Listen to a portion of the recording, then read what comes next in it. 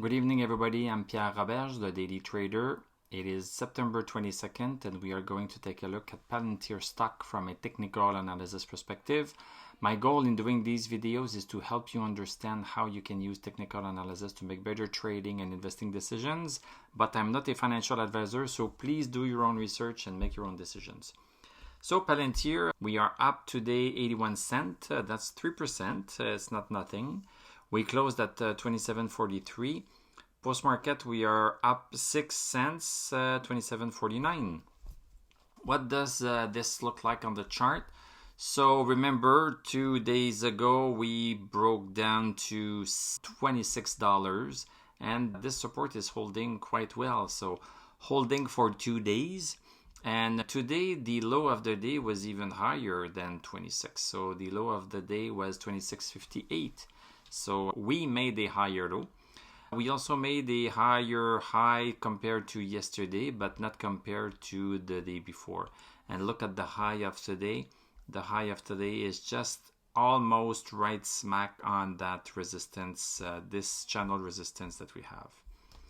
Let's look at the 1 hour chart to see if there's anything special. So this is the first candle of the day. So the first candle went pretty high.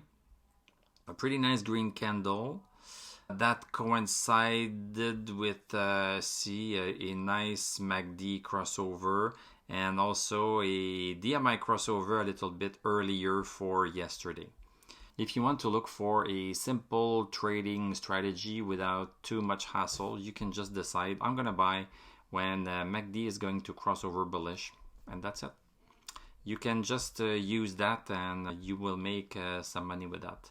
Or you can decide, okay, I'm going to use DMI instead. So DMI comes in a little bit later usually, but for greater moves. And you can decide to just oppose that with other indicators, the trend lines or stochastic and so on. Anyway, I digress. So the first candle at 9:30 was pretty nice, strong candle. Then we got stuck underneath, what is this line here? I have so many lines, 27.50. So we stayed under 27.50. Look at this. Second hour, no, could not break outside of it. Third hour, no. Fourth hour, no. Fifth hour, yes, we broke outside of it. Nice green candle. But then we came back into it and we are now a little bit underneath it. So 27.50 is hard to break.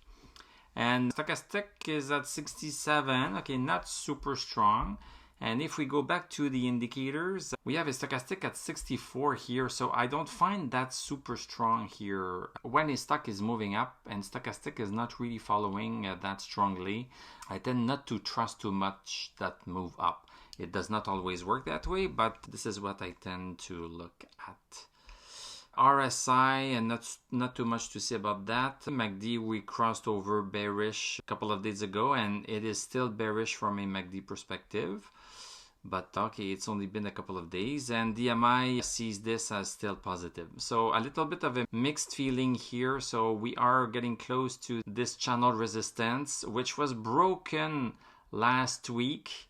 But then it didn't take long that things went back into it. This resistance is still pretty strong, and we touched it today, and we have some selling pressure towards the end of the day here, and we don't have a stochastic that's super strong at 64. I see less strength in the stock because of all of these factors. So make your decisions accordingly. I might just be wrong. It happened before and it's going to happen again. Thank you very much for watching. Thank you for subscribing, liking, commenting. You can become a member of this YouTube channel. We have a TradingView affiliate link if you want to use this wonderful tool and save some money at the same time. I'm going to wish you a great evening. We are going to talk tomorrow and I'm going to tell you à la prochaine.